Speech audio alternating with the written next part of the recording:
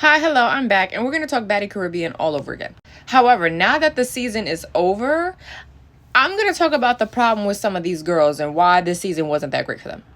Disclaimer, I left Mariah Lynn off of this because if you've been on my page before, I've made it very loud and clear that I do not like this bitch. Everything about Mariah Lynn is wrong. She's an insult to black women. Can't stand that hoe. Fuck her. I already stated why she's a problem, and obviously everybody else felt that way because she ain't even on Baddie Midwest, so move her out of here.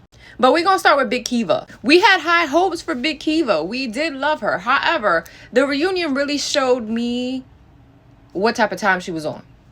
I really hate the fact that when she came out, she didn't automatically go for Anna because realistically, she should have punched Anna in the face. And I know y'all gonna be like, well, why would she do that? You know, Kiva's mad big compared to little ass Anna. Anna like the stick figure. She can't do that. Well, Anna should have thought about that before she was sitting here copping the whole, I'm on the injured reserve list. Y'all can't hit me. But if it's Big Kiva, I'm gonna jump in and start punching her. Big Kiva should have been direct and bapped her right in her face. And that whole interaction with Tasiki was kind of weird because Tasiki kept stepping to her when Big Kiva said step back. And Tasiki was like, yo, you got all these people out here hyping you up. I heard you was on the internet saying that I can't take you. So what you want to do? You want to fight? And Big Kiva was not trying to fight Tasiki, talking about some I love you. That really destroyed your credibility, my good girl. Because realistically, that was the fight we wanted to see. We do think you got the hand. We do think you could go pound for pound with Tasiki. But you was sitting there backing down from her for what? She tested your gangster several times and you backed down talking about I love you. And this is why I think Big Kiva had this idea that when she got onto the show, her and Tasiki would be like this. So I think that's why she got pissed off when Tasiki wasn't really giving her no play. And that's why she kept saying, oh my goodness, you know, you ain't never fuck with me. You don't like me. You don't care about me. Because she really thought Tasiki would take to her and it would be the two big girls in the house fighting against everybody. But that's just not how it worked out. And if we're going to be honest, Big Kiva and Tasiki don't really have any beef. So I get why Big Kiva's like, I don't understand why you want to fight me. I'm not trying to fight you. But I also think she just has this respect for Tasiki where she don't feel like I have to fight her. We should have been the two big girls in here beating up on everybody else. But if she's going to test your gangster Kiva, you got to fight back. You should have swung on that hoe. I'm sorry. And now moving down the pipeline, the issue with Tasiki is if she wasn't a fighter, be honest with yourself, would she really be an important part of this show? Literally every season that comes up, the only reason y'all are tuning in for Tasiki is to watch her fight.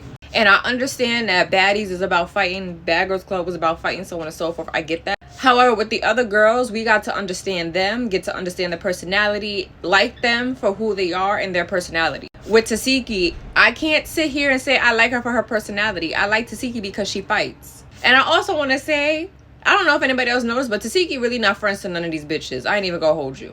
Tasiki really do not be defending her friends, or she be flip-flopping on her friends. Because she didn't jump in and defend Biggie. She didn't jump in and defend Anna. All last season, we watched her be all buddied up with the girls that was bullying her best friend Biggie. So something about Tasiki just don't sit right with me. Like, her bath order not fully clean. Like, if she wasn't fighting, I wouldn't even notice that she was on the show or if she was off the show. She do got the hands, though. I ain't even gonna hold you. She definitely do have the fucking hands. But without the hands, she has nothing else. And I think that doesn't make good for TV. So I need her to, like, step it up a bit on the personality. The problem with Tinka Bella for me is that she's not someone that comes across as genuine. Ever since she stepped on this show, she has been overly animated, over-exaggerated, just over the top in every little thing she do. And I don't like that she did not take accountability for the weirdness between her and Meatball. Because I don't know if you guys remember, but earlier in the season when they got to that ugly house in, I think, Puerto Rico or whatever, Meatball grabbed the room with 2 beds because she wanted to room with Tinka. Because, you know, they're supposed to be best friends, them versus all, so on and so forth. And Tinka roomed with Slim, a girl she met, 3 days prior? And then when Meatball said, oh yeah, I got the room with 2 beds, and Slim was like, oh, fuck out of here, bitch. We got da-da-da-da-da. Tinka didn't check Slim for saying, yo, don't call her no bitch. Like, she's just saying she ain't do none of that. And you could tell that Tinka's sole purpose of being on the show was to, like, be buddy-buddy with all the other girls. Like, that seeking of approval kind of fucked up her relationship with Meatball, which is why Meatball felt like you switched up when we got here. And, like, to be real, would we have known that her and Meatball were, like, besties, sisters, if Meatball didn't come out and say it, because not like Tinka said it. And like, granted, they are two individuals, but like, by the end of the show, you was sitting here repping this whole, you was supposed to be my sister, you supposed to be my sister, but you wasn't on that type of energy when y'all first got in the house. So I can kind of see from Meatball's standpoint, like, where you kind of switched up on her at. And I don't like the fact that you're really not fully taking accountability on that.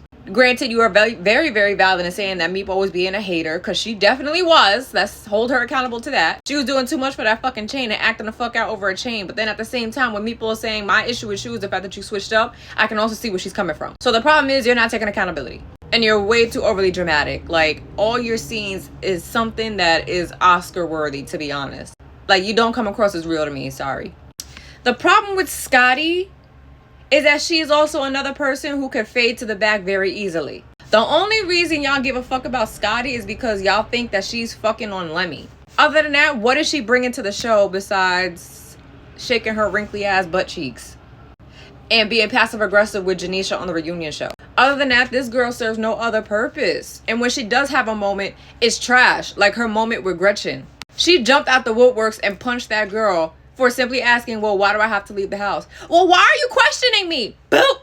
You could tell that Scotty's just looking for something to hold on to at this point. Like, be real with yourselves. I know y'all probably fans of her and whatever, but I just don't see the appeal.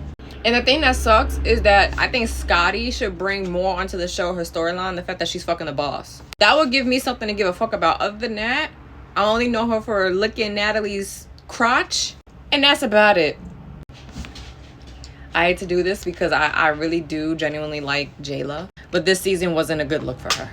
This season really made her look bad because she had a moment where it seemed like she was bullying Biggie. Granted, she had every right to be on that type of time with Biggie. If you gonna say you gonna smack me, I want to see you do that shit. However, it was very obvious that Biggie wasn't trying to fight her, and she punched her in the face and had that girl crying and then was laughing about it in the background. Like, that's kind of... It's kind of whack. The issue didn't require a whole week fight. I'm just saying. But then I really want to get on Jayla, because how you gonna come at Gretchen crazy for saying the N-word and fuck nigga and all this other shit? You're gonna get pissed at her for it. You want to fight her every time. But at the reunion, you look Mariah Lynn dead in her face and said, I'm not gonna fight you even though you said the N-word in a car and blah, blah, blah, blah, blah. Jayla, if you're gonna stand on business when it comes to this N-word, if you're not black, don't say the N-word. Mariah Lynn is not fucking black. That girl is a white Puerto Rican woman. You should have punched her in her face too. You should have beat her down like you beat on Gretchen. You picking and choosing the bitches that you want to fight on. And that's where you kind of lost my respect, because you literally spent this entire season making it about people who are not black cannot say the N-word. But when it comes to Mariah Lynn, she gets the pass. You should have beat her for that. And then you're going to sit here and say, well, I'm above that. I'm above fighting the people over the N-word, blah, blah, blah. You wasn't that over it or above it when you was beating on Gretchen all season. And that really just kind of blew mine. Like, this season wasn't a good look for her. I hope she redeems herself next season, to be honest.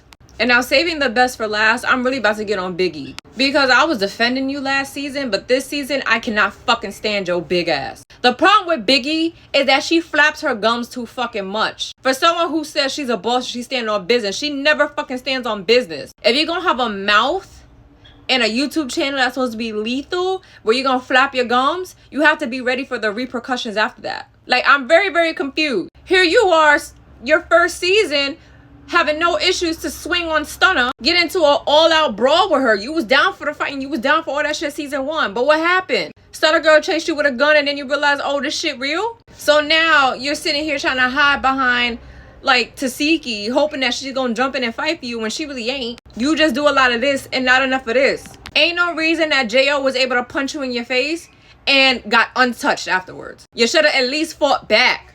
Your ass ran into the audience talking about, I'm not giving you no attention, I'm not giving you no clout, but that's exactly what you gave her by running away. You made her look more important. You made her look scary. You made her look frightening. You gave her everything you said you wasn't going to give her. And that's why I know that you're a weak-minded bitch. And I'm tired of you acting so surprised when people want to stall off on you after you talk shit. You're a waste of a cast member, to be honest. We could replace you with someone totally better. Because the behavior that you be on now, where it's like, I'm going to talk my shit, then play victim later, is very, very annoying. And that's the problem with you and why people are not fucking with you. It's corny bitch behavior. You want a show about fighting, but saying you're not going to fight. Get it together. You better not have the same energy come next season. I'm dead ass. You better be fighting. Every episode, I want to fight. Grow up, Biggie.